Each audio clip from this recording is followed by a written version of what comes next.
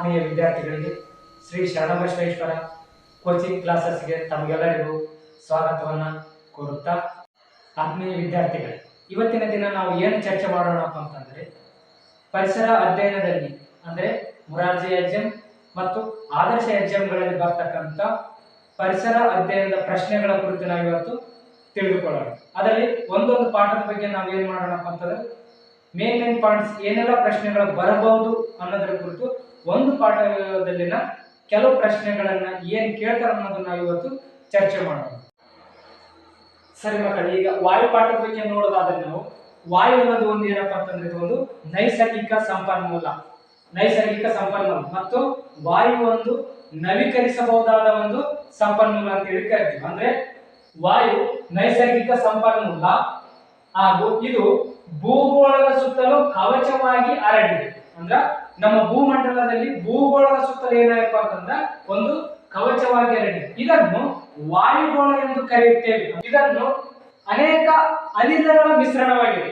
ಕೇವಲ ವಾಯು ಅಂತಂದಾಗ ಗಾಳಿ ಮಾತ್ರ ನಾವು ಅಂತೀವಲ್ಲ, ಕೇವಲ ಗಾಳಿ ಮಾತ್ರ ಅಲ್ಲ, ಗಾಳಿ ಜೊತೆಗೆ ಇದರ ಜೊತೆಗೆ ಹಲವಾರು ಅನಿಲಗಳು ಏನಾಗಿದೆಪ್ಪ ಅಂತಂದ್ರ ಮಿಶ್ರಣವಾಗಿದೆ. ಸಸ್ಯ ಮತ್ತು ಪ್ರಾಣಿಗಳ ಉಳಿವಿಗೆ ಇದು ತುಂಬಾ ಅವಶ್ಯಕವಾಗಿರ್ತಕ್ಕಂಥ ಒಂದು ಅನಿಲ ಯಾವುದು ಅಂತಂದ್ರೆ ಅದು ವಾಯು. ಈ ವಾಯುವಿನಲ್ಲಿರ್ತಕ್ಕಂಥ ಪ್ರಮುಖ ಅಂಶಗಳ ಬಗ್ಗೆ ನೋಡೋದಾದ್ರೆ ನೋಡ್ಬೇಕು. ಇವಾಗ ನಾವು ವಾಯುವಿನಲ್ಲಿರ್ತಕ್ಕಂಥ ಅನಿಲಗಳ ಬಗ್ಗೆ ತಿಳಿದುಕೊಳ್ಳೋಣ.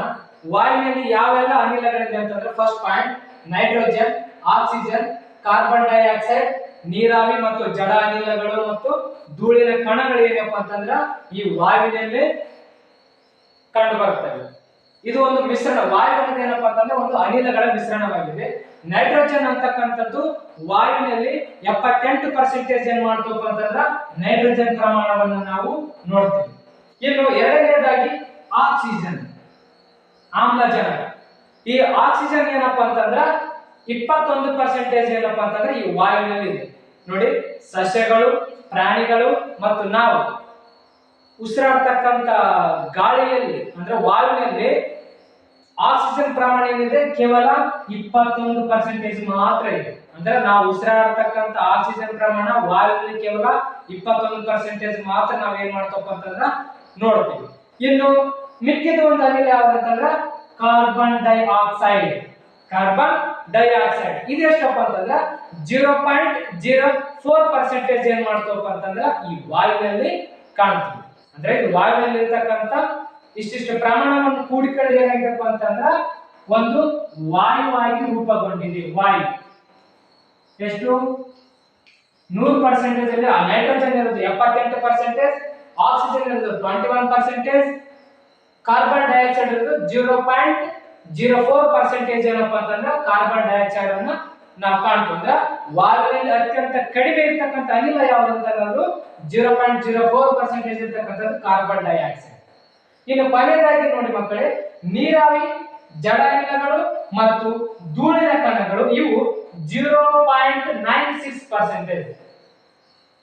ಅಂದ್ರೆ 96% ಏನಪ್ಪಾ ಅಂತಂದ್ರೆ ನೀರಾವಿ, ಜಡ ಅನಿಲಗಳು ಮತ್ತು ಧೂಳಿನ ಕಣಗಳನ್ನ ನಾವು ಈ ವಾಯುವಿನಲ್ಲಿ ಕಾಣ್ತೀವಿ. ಅಂದ್ರ ಈ ವಾಯುವಿನಲ್ಲಿ ಏನೆಲ್ಲ ಪ್ರಶ್ನೆಗಳನ್ನ ಕೇಳಬಹುದು ಅಂತಂದ್ರ, ವಾಯುವಿನಲ್ಲಿ ಅತಿ ಹೆಚ್ಚಾಗಿರ್ತಕ್ಕಂಥ ಅನಿಲ ಯಾವುದು ಅಂತ ಕೇಳಬಹುದು. ಅಂದ್ರೆ ವಾಯುವಿನಲ್ಲಿ ಅತಿ ಹೆಚ್ಚಾಗಿರ್ತಕ್ಕಂಥ ಅನಿಲ ಯಾವುದು ಅಂತಂದ್ರೆ ನೈಟ್ರೋಜನ್.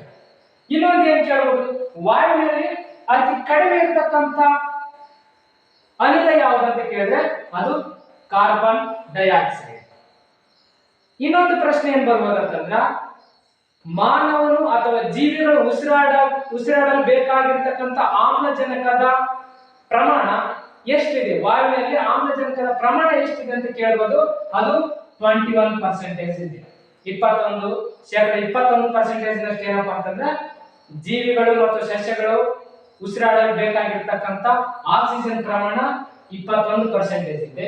ಅದೇ ರೀತಿಯಾಗಿ ನೀರಾವಿ, ಜಡ ಅನಿಲಗಳು ಮತ್ತು ಧೂಳಿನ ಕಣಗಳು ಕಂಡು ಬರ್ತಕ್ಕಂಥದ್ದು ಕೇವಲ 0.96%. ಇದಿಷ್ಟು ಏನಪ್ಪಾ ಅಂತಂದ್ರ ವಾಯು ಪಾಠದಲ್ಲಿ ಕೇಳ್ತಕ್ಕಂಥ ಪ್ರಶ್ನೆಗಳು. ಅಂದ್ರೆ ವಾಯುವಿನಲ್ಲಿ ನೈಟ್ರೋಜನ್ ಪ್ರಮಾಣ ಎಷ್ಟಿದೆ ಅಂತ ಅದು ಕೇಳಬಹುದು, ವಾಯುವಿನಲ್ಲಿ ಆಕ್ಸಿಜನ್ ಪ್ರಮಾಣ ಎಷ್ಟಿದೆ ಅಂತ ಅದು ಕೇಳಬಹುದು, ಅಥವಾ ವಾಯುವಿನಲ್ಲಿ ಅತಿ ಕಡಿಮೆ ಪ್ರಮಾಣದಲ್ಲಿರ್ತಕ್ಕಂಥ ಅನಿಲ ಯಾವುದು ಅಂತ ಅದು ಕೇಳಬಹುದು.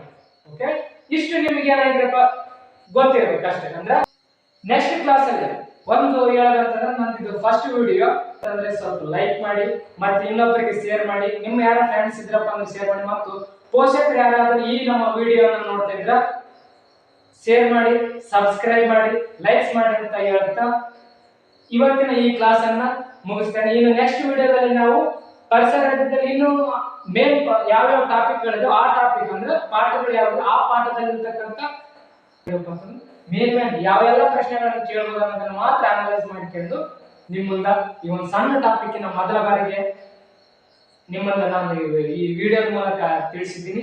ಇದರಲ್ಲಿ ಏನಾದರೂ ಬದಲಾವಣೆ ಮಾಡಬೇಕಿತ್ತಂತಂದ್ರೆ ಬದಲಾವಣೆಗೆ ಏನೆಲ್ಲ ಮಾಡಬಹುದು ಅಂತಂದು ಕಾಮೆಂಟ್ಗಳ ಮೂಲಕ ತಿಳಿಸಿ, ಹಾಗೂ ಸಬ್ಸ್ಕ್ರೈಬ್ ಮಾಡಿ, ಶೇರ್ ಮಾಡಿ ಅಂತ ಹೇಳ್ತಾ ಈ ವಿಡಿಯೋನ ಇಲ್ಲಿಗೆ ಮುಗಿಸ್ತಾ ಇದ್ದೀನಿ.